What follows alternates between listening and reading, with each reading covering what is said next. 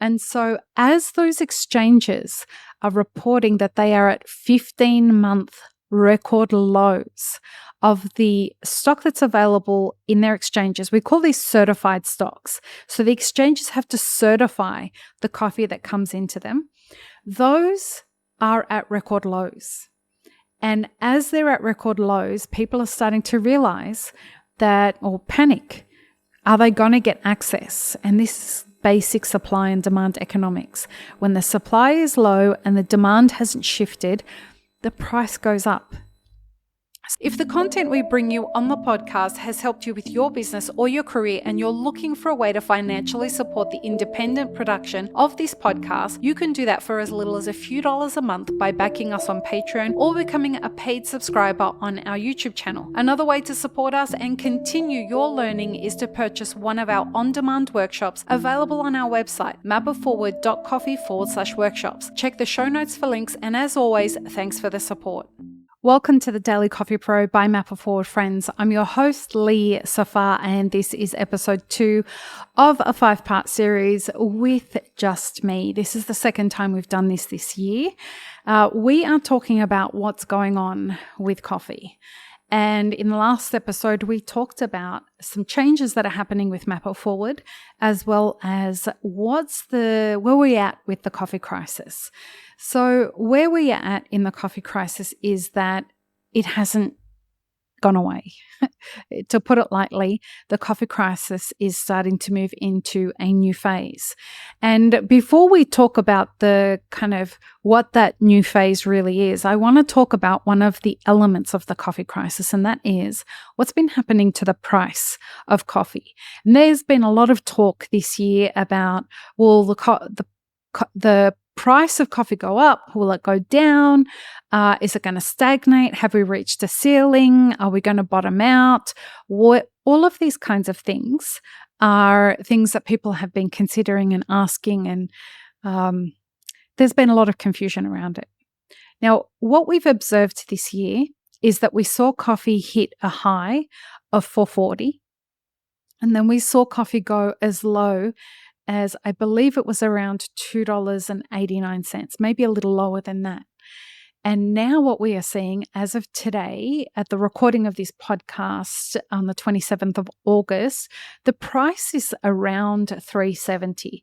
So we've seen it go from around $3.70 and it keeps kind of heading up just a touch over $3.90. What does this mean? And why is this happening?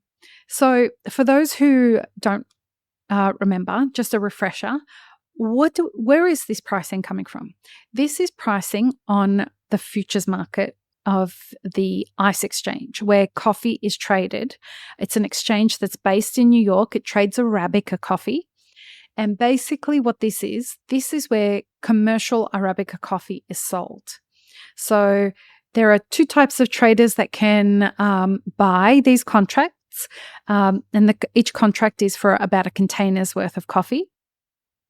And you buy a contract for that's you're going to take delivery of in the future. And you buy this contract. It has a price that's associated with it. And if you hold on to that contract through to the end, you will receive that coffee. But and the people who do that are people who are actually operating in the coffee industry. But there are speculators that operate in this ecosystem as well. And these are people who are virtually basically like day traders in coffee. They trade different commodity markets. It could be soy, it could be frozen orange juice, it could be corn, it could be a myriad of different things, or maybe just coffee. And what they do is they buy coffee when they think it's low, and then they sell those contracts when they get higher. And so they look to make money. We call these people speculators. So they are speculating on where coffee is going to go.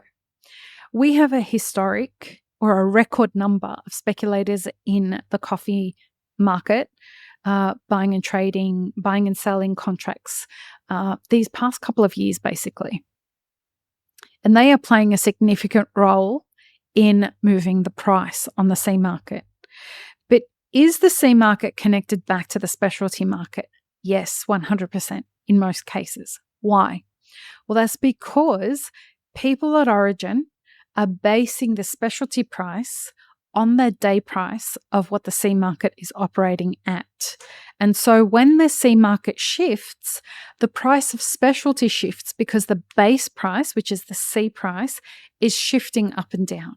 Okay? So when coffee, historically, the average has been at around $1.40. Now we're seeing these really high prices compared to the historic number. But in fact, this number is quite comparable to what the price was 50 years ago. Now, the price 50 years ago, if we were to adjust that for inflation over that 50 years, that $3 to $4 price that you would be seeing back then would actually now be at $14. So coffee on the C market, commercial grade coffee on the C market, if it tracked with inflation, should be at around $14. But it is not. It is still at the same price that it was 50 years ago. And from 50 years ago until now, we have seen that price drop well below $1. And this volatility, this up and down of the coffee price has left it mostly a buyer's market until now. Now it is a seller's market. What that means is, for the majority of the time, people in the coffee industry over the past 50 years have been in a position where coffee was cheap. And because coffee was cheap, they could build these businesses on cheap coffee. And as they built these businesses on cheap coffee, the seller was suffering. So the seller was absorbing the impact of this cheap coffee. And so what we started to see was that the producers were subsidizing the coffee industry that was selling coffee to consumers at a very cheap price. Now that has flipped, because these businesses who built these roasteries and these cafes on coffee that was, or these big, huge corporations that built these businesses on coffee that was priced at around an average of $1.40 a pound, these businesses are now having to adjust to coffee prices that are more than double that.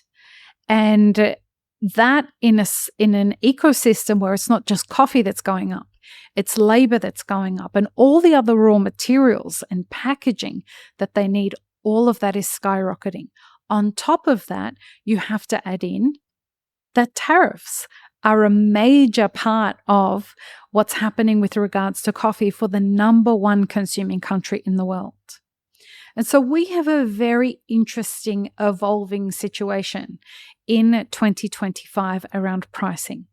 Now, what we saw over the last couple of weeks was, or let's say the last couple of months, we saw that people thought that there was some reprieve happening because they thought that the price of coffee was going to go down.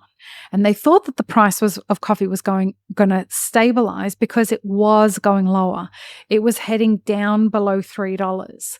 And as it headed down below $3 to around $2.78, people thought, well, if it stabilizes here, we can try and figure out how to build a coffee industry around this, right? It's not super high at the $4.40.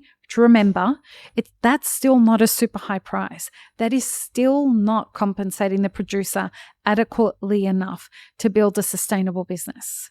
It needs to be much higher than that to adjust for inflation. But from the roaster's perspective and these big corporations' perspective, if the price settled around $2.50, $2.80, they were going to be able to make that work. And then the price started to take off again about a week ago, 2 weeks now. Now, why did that happen? There are three main reasons for that happening. Number one, the main reason for this is that the supply of coffee to the exchange. Remember what we were saying about how when you buy a contract and you hold that contract through to the end, you're going to take a receipt of that coffee. Well, that coffee is going to get supplied to you from these exchanges that are positioned around the world. Now, those exchanges are running really, really low on coffee. And what that means is that they are having trouble delivering on the contracts that they have to make good on. And so as those exchanges are reporting that they are at 15-month record lows of the stock that's available in their exchanges, we call these certified stocks. So the exchanges have to certify the coffee that comes into them. Those are at record lows. And as they're at record lows, people are starting to realize that, or panic, are they going to get access? And this is basic supply and demand economics. When the supply is low and the demand hasn't shifted, the price goes up. So that's where we're at. That's the number one problem right now of what's driving the price of coffee up. Number two is the tariffs. These tariffs are creating a lot of nervousness for producers, particularly in Brazil. Why? Well, because the tariffs of coffee from Brazil into the United States are 50%. This has left a lot of coffee producers very upset, very nervous, and not quite sure what's going to happen. And so they are holding back on delivering coffee to the exchanges. They don't know if the price of coffee is going to continue to go up. They don't know if their buyers are going to actually cancel their contracts. They don't know if they're going to, what's going to come basically. And so they're playing it safe. They're selling whatever they need to cover the costs that they have in the immediate future, and they're holding on to the rest of the coffee. That's in Brazil.